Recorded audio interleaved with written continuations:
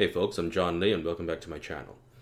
Okay, so a little less than a week ago, the newly elected mayor of Seoul said that he was going to introduce a new law that was going to really toughen laws against sexual crimes. Among the things that he was going to introduce, he said that the new law would really have a zero tolerance approach toward any official, any government official who was caught, proven to have engaged in any sort of a sexual harassment case. And this was really a response to his predecessor, Mayor Park Won-sun. Now, last July, Mayor Park Won-sun, who had been mayor of Seoul for a very long time, and he was a liberal icon in Korean politics, had committed suicide. And he committed suicide, as it turns out, not long after he had been accused by one of his secretaries of having sexually harassed her. Now, for those of you who don't really follow South Korean politics, Mayor Se-hoon is a member of the People Power Party, and the People Power Party is South Korea's main conservative party. And the conservative parties here in Korea are not exactly well known for being friendly toward feminists. But within 2 weeks of getting elected, Mayor Se-hoon decided to introduce this new law that was going to protect women from sexual harassment, at least from those government officials. And this was a pretty big deal because, as I mentioned earlier, the former mayor, Mayor Park Won-sun, was the one who was accused of sexually harassing one of his secretaries. But the important thing was that while Mayor Park Won-sun, the former mayor, was alive, he was a self-described feminist who helped women quite a lot before he was elected mayor as well. And so this new law was kind of a switcheroo in Korean politics. Not only did Mayor Se-hoon introduce this new law, he also spoke directly to the former mayor's victim, and he apologized to the victim on behalf of the Seoul City government, and also said to her that if she wanted, her job would still be waiting for her if she decided to ever come back to work for the Seoul City government.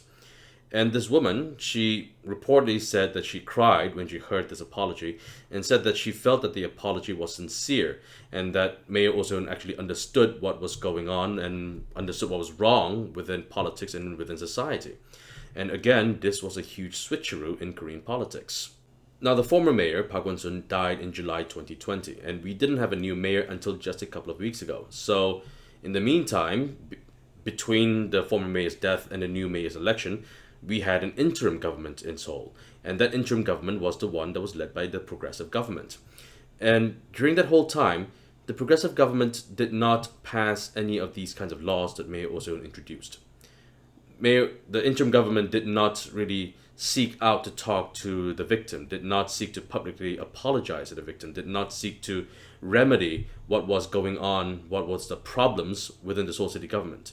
There was no real attempt to come to terms with sexual abuse and sexual harassment cases going on within the government.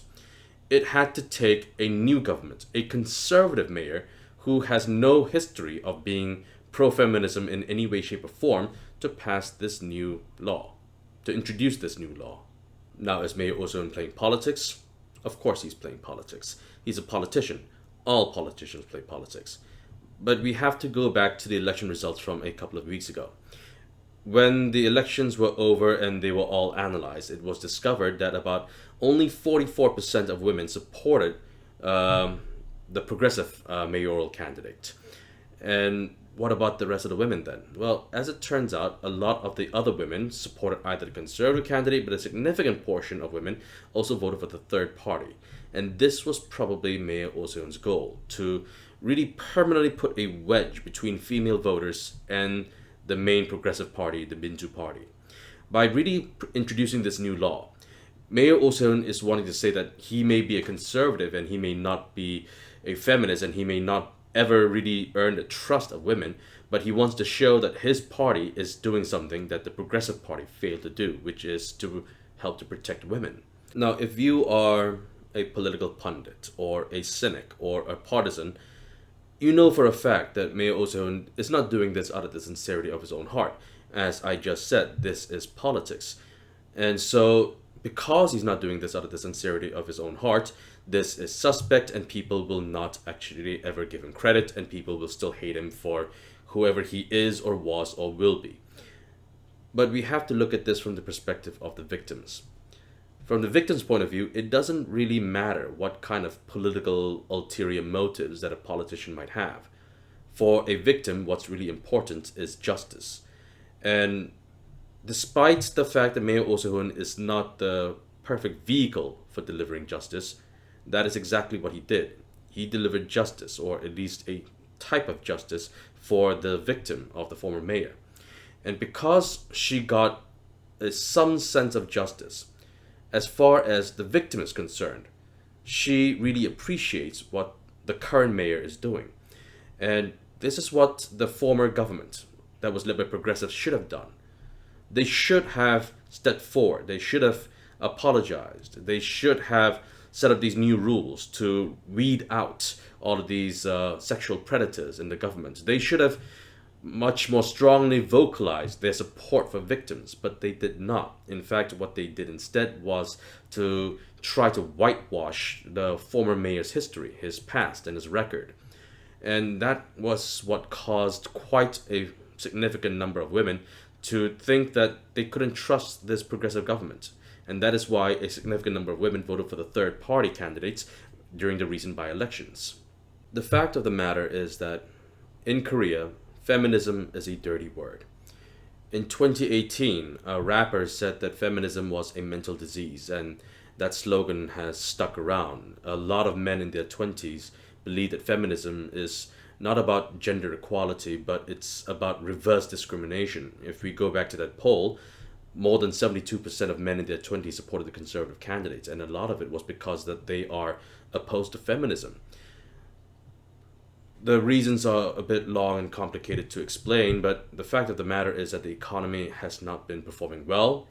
A lot of people in their 20s have not been getting good and proper paying jobs, but because of the historical injustice that women have had to endure, that their lack of representation in the government or in corporate boardrooms or what have you, the current South Korean government is trying its best to try to improve women's representation in every aspect of society, and therefore has been trying to promote jobs and welfare for women.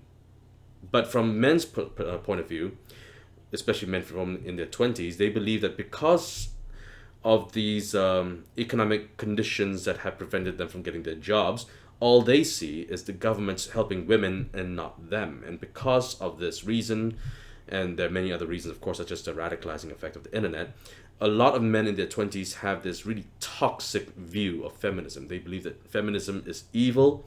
And like I said, they think that feminism is a mental disease. And feminism, or anti-feminism rather, is one of the rallying calls that have gotten so many young men in their 20s to oppose the progressive governments. And that is one of the reasons as to why Mayor Se-hoon won the election just a few weeks ago. And this is a huge problem in Korea. Feminism is not faring well. It is constantly under attack by trolls. It is constantly under attack by conservatives and by the clergy.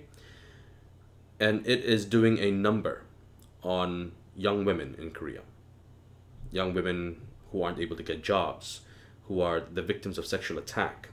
Women who are constantly having to defend themselves from all manners and all aspects of society.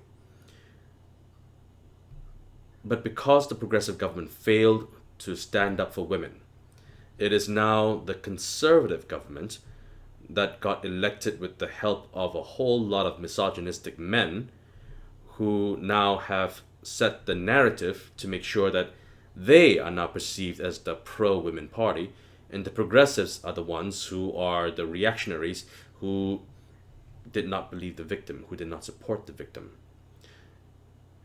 And as a feminist ally, I believe that this spells a lot of trouble here in Korea. So yeah, anyway, that's the end of this video. If you like this video, don't forget to click on the like and subscribe button, and don't forget to click on the notification bell. I'm John Lee, and I'll see you all next time. Bye.